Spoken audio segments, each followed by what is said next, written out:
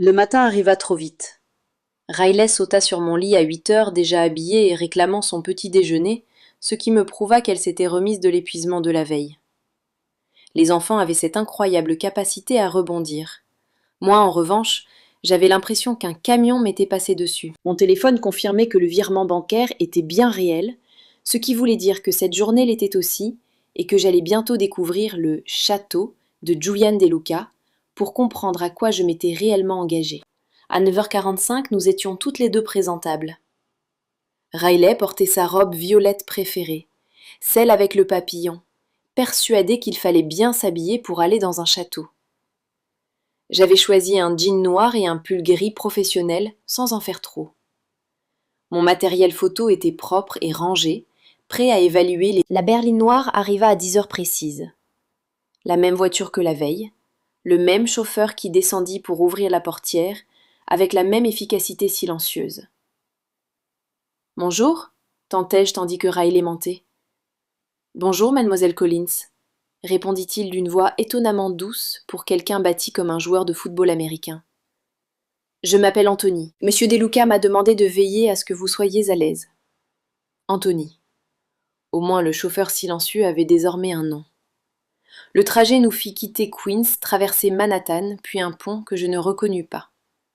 Nous arrivâmes dans un quartier de la ville où je n'avais jamais mis les pieds, où les rues étaient bordées d'arbres et où les maisons se tenaient derrière des grilles au lieu de s'empiler les unes sur les autres. Nous tournâmes sur une route privée et je compris ce que Riley avait voulu dire par château. La propriété De Luca n'en était pas un, mais elle n'en était pas loin. Un manoir en briques de 3 étages se dressait au bout d'une allée courbe, entouré de jardins impeccables, dont l'entretien devait coûter plus que ce que je gagnais en un an. Les grilles en fer forgé s'étaient ouvertes automatiquement à notre approche, et des caméras étaient visibles à plusieurs endroits le long du périmètre. Ce n'était pas simplement de la richesse, c'était le genre de richesse qui avait besoin de sécurité. Waouh! Souffla Riley, le visage collé à la vitre. Anthony s'arrêta devant l'entrée principale où Julian nous attendait. Il portait un pantalon gris foncé et un pull noir qui paraissait à la fois décontracté et hors de prix. Les mains dans les poches, observant notre arrivée. Il ouvrit lui-même la portière de Riley et s'accroupit à sa hauteur. « Bonjour, tu as bien dormi ?» Riley hocha timidement la tête, soudain réservé à la lumière du jour. « Bien. » Julian se redressa, son attention se tournant vers moi tandis que je descendais. « Megan, merci d'être venue. »« Merci pour l'avance, » répondis-je en gardant un ton professionnel. « Le virement est passé ce matin. »« Comme promis. » Il désigna la maison d'un geste. « Venez, je vais vous montrer où aura lieu l'événement et nous pourrons voir ce dont vous aurez besoin. » L'intérieur était à la hauteur de l'extérieur. De hauts plafonds, des moulures, des parquets qui brillaient comme du verre. Des œuvres d'art qui semblaient originales et l'étaient sans doute. Tout criait la vieille fortune, la richesse transmise de génération en génération, celle qui n'avait pas besoin de s'annoncer parce que tout le monde la connaissait déjà. Julian nous guida à travers un salon formel qui semblait appartenir à un musée, puis dans un couloir bordé de photographies de famille. J'essayais de ne pas fixer les images de manière trop évidente. Julian, adolescent déjà sérieux. Un couple plus âgé, qui devait être ses parents. Un homme plus jeune, qui partageait les traits de Julian mais avec des contours plus doux, moins d'intensité. Nous débouchâmes dans une véranda donnant sur des jardins qui s'étendaient jusqu'à un mur au loin. Des fenêtres sur 3 côtés inondaient l'espace de lumière et je voyais déjà le potentiel pour les photos.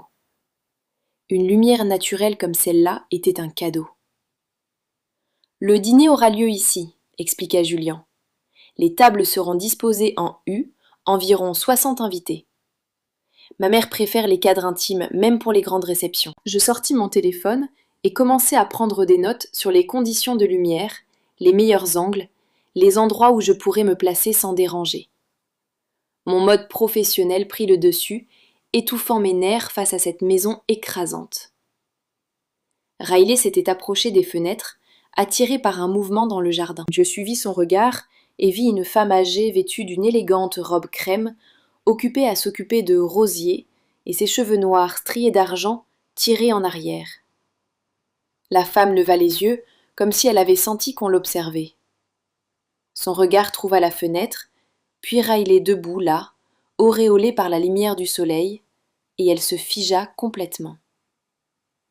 Même de cette distance, je distinguai le choc sur son visage, puis autre chose. De la reconnaissance peut-être, ou un souvenir. Sa main monta à sa bouche. « C'est ma mère », dit Julien doucement, venu se placer près de moi. Sa voix avait changé, s'était adoucie. Valentina. La femme posa son sécateur et se dirigea vers la maison d'un pas décidé. Julien alla à sa rencontre et j'entendis la porte arrière s'ouvrir, suivie d'un italien rapide que je ne comprenais pas. Valentina entra dans la véranda comme un changement de temps, apportant avec elle une énergie qui remplit toute la pièce.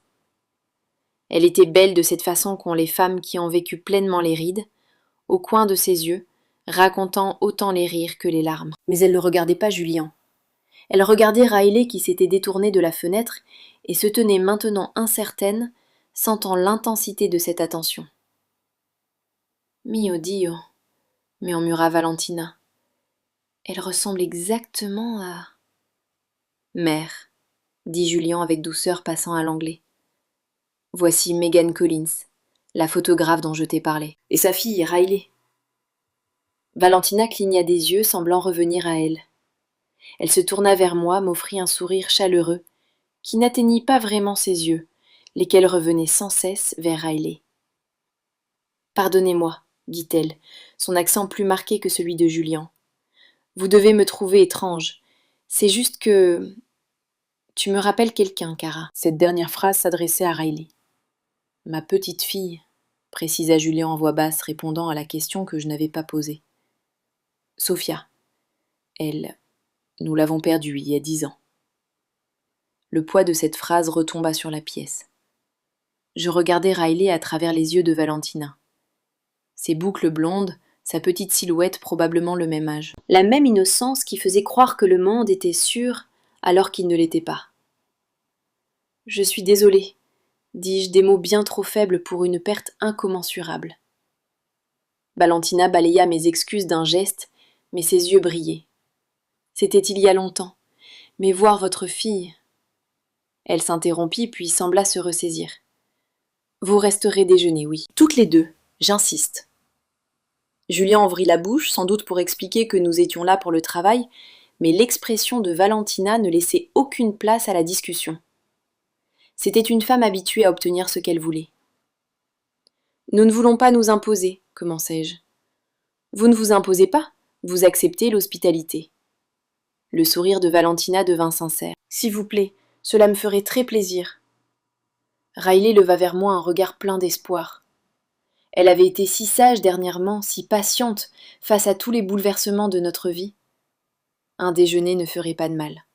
« D'accord, » acceptai-je. « Merci. » Valentina rayonna puis tendit la main à Riley. « Viens, Piccola, tu peux m'aider à mettre la table, tu sais plier les serviettes. » Riley secoua la tête, mais prit la main de Valentina sans hésiter. Ma fille, qui était d'ordinaire timide avec les inconnus, suivait cette femme élégante, comme si elle se connaissait depuis toujours. Je les regardai partir, sentant quelque chose se serrer dans ma poitrine. « Elle est en sécurité, » dit Julien en lisant ma tension. Ma mère mourrait avant de laisser le moindre mal arriver à un enfant sous sa garde. La formulation était étrange, précise, comme s'il avait déjà envisagé exactement ce scénario. « Parlez-moi de Sophia, » dis-je au lieu de relever cette étrangeté. Julien s'approcha des fenêtres et regarda le jardin. Elle avait 4 ans, la fille de mon frère Christopher. Il y a eu un incident, un conflit de territoire avec une organisation rivale. Sophia s'est retrouvée prise entre 2 feux. Organisation rivale. Pas entreprise rivale, pas concurrent commercial. Organisation. Ce choix de mots confirma ce que j'avais commencé à soupçonner la veille. « Dans quel genre d'affaires êtes-vous, Julian ?» Il se tourna vers moi, le visage illisible. Import-export, logistique, conseil en sécurité, divers intérêts. Tout cela était techniquement légitime et suffisamment vague pour vouloir dire n'importe quoi. Et les organisations avec lesquelles vous avez des conflits? Des concurrents qui ne croient pas aux négociations civilisées? Son ton indiquait clairement que le sujet était clos. Venez, je vais vous montrer le reste des lieux pendant que ma mère réquisitionne votre fille. Nous passâmes les 30 minutes suivantes à discuter de la lumière, du déroulé de la liste des photos à prévoir. J'essayais de me concentrer sur le travail, d'ignorer la manière dont la présence de Julien semblait remplir chaque pièce où il entrait. Il était attentif aux détails, posait des questions intelligentes sur la composition, les photos prises sur le vif ou les poses. Je remarquais aussi qu'il se plaçait toujours entre moi et les portes, qu'il gardait toujours les sorties en tête, qu'il semblait conscient du moindre bruit dans la maison. C'était un homme qui vivait en s'attendant au danger. Un fracas quelque part dans la maison nous fit nous retourner tous les deux. Des voix élevées suivirent, dont une pâteuse et furieuse. Toute l'attitude de Julien changea. L'hôte poli disparut, remplacé par quelque chose de plus froid, de plus dur. Restez ici. Il partit avant que je puisse répondre, se dirigeant d'un pas déterminé vers l'agitation. Je ne restais absolument pas ici. Je le suivis en gardant mes distances, mais j'avais besoin de savoir ce qui se passait. Où était Riley? Les voies nous menèrent jusqu'à une salle à manger formelle où Valentina se tenait raide. Riley derrière elle, et un homme plus jeune vacillait dans l'embrasure de la porte. Il avait les mêmes couleurs que Julian, mais des traits plus doux, moins définis.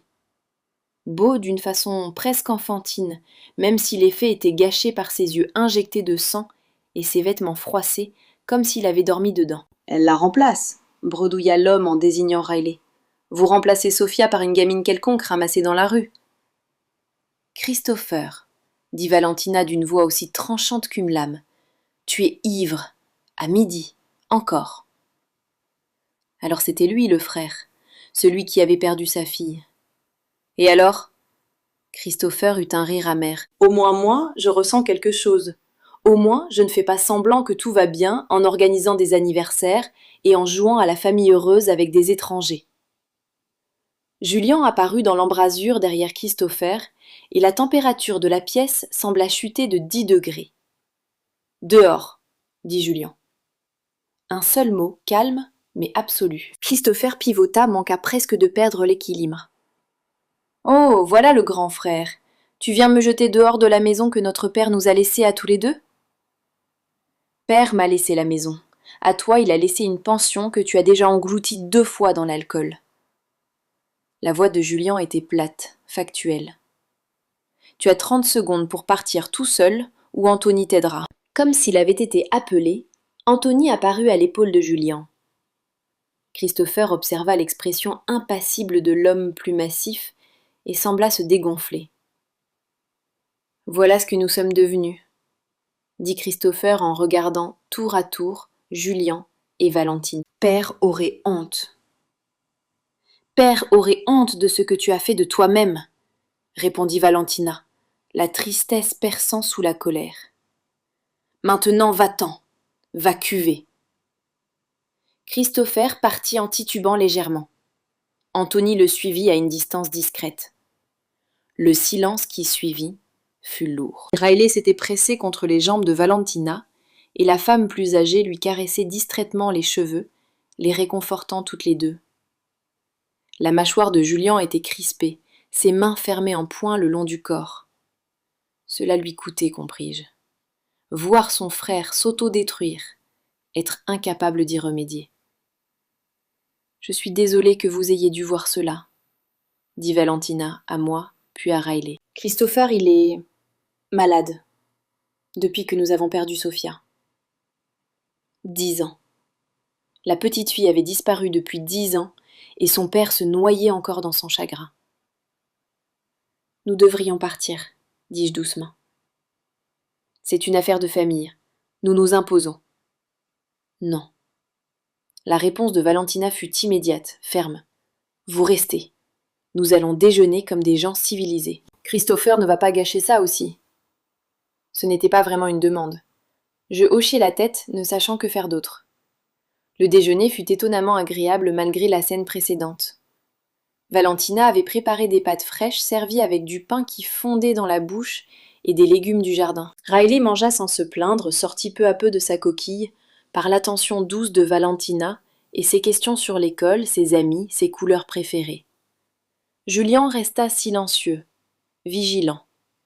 Il s'était placé de façon à voir à la fois la porte et Riley son instinct protecteur pleinement visible. Au milieu du repas, Valentina demanda « Me rendriez-vous un service ?» Une indulgence de vieille femme. Bien sûr, répondis-je, même si la méfiance se glissait en moi. Prendriez-vous une photo de Riley pour mon bureau ? Les yeux de Valentina étaient pleins d'espoir vulnérable. Je sais que c'est étrange de le demander, mais elle a apporté de la lumière dans cette maison aujourd'hui et j'aimerais m'en souvenir. Je regardai Riley qui haussa les épaules indifférentes. Bien sûr, maman. D'accord, acceptai-je en sortant mon appareil. Riley, mets-toi près de la fenêtre là-bas. Je pris plusieurs clichés de ma fille éclairée par derrière par le soleil du jardin, ses boucles blondes lumineuses, son expression ouverte et douce. Quand je montrai l'aperçu à Valentina, les yeux de la femme plus âgée se remplirent de larmes. « Parfait, » murmura-t-elle. « Grazie. » Après le déjeuner, Julien nous raccompagna jusqu'à la voiture. Riley courait devant avec Anthony bavardant à propos des roses du jardin. « Je vous présente mes excuses pour Christopher, » dit Julien, tandis que nous suivions l'allée courbe. « Il est compliqué. » « Il a perdu sa fille. Ce n'est pas compliqué, c'est dévastateur. » « Ça l'est. Mais cela n'excuse pas tout le reste. » Julien s'arrêta et se tourna vers moi. « Mégane, je veux que vous ayez mon numéro. Ma ligne personnelle, pas celle du travail. » Il sortit son téléphone et me montra un numéro différent de celui de la veille. Je l'ajoutai à mes contacts, me demandant pourquoi une photographe aurait besoin du numéro personnel d'un client dont les drames familiaux incluaient l'alcool en pleine journée et de mystérieuses organisations. « Si vous avez besoin de quoi que ce soit, poursuivit Julien, et je dis bien quoi que ce soit, vous appelez ce numéro. De jour comme de nuit, peu importe ce que c'est. » Julien, j'apprécie votre générosité, mais je suis votre photographe. Rien de plus. Ses yeux sombres retinrent les miens avec une intensité qui me coupa le souffle. Riley, rappelle à ma mère ce que nous avons perdu. Cela vous place aux portes de notre famille que vous l'ayez voulu ou non. Et je protège ce qui est à moi. La possessivité de cette phrase aurait dû m'alarmer. Au lieu de cela, elle fit naître dans ma poitrine une chaleur indésirable et dangereuse. Je m'en souviendrai, parvins-je à dire. Anthony avait laissé tourner le moteur, Riley déjà attaché à l'arrière. Julien ouvrit ma portière et attendit que je sois installée. Je vous enverrai les derniers détails pour l'événement, dit-il. Et Mégane, merci. Ma mère a souri aujourd'hui. Vraiment. Elle ne l'avait pas fait depuis bien plus longtemps que je n'aime l'admettre. La portière se referma avant que je puisse répondre, et nous nous éloignâmes du manoir des Jardins de l'Homme, qui était devenu, d'une manière ou d'une autre, plus qu'un client en moins de 24 heures. Riley parla sans s'arrêter de Valentina de la maison des pâtes. Je lui répondis machinalement, l'esprit ailleurs.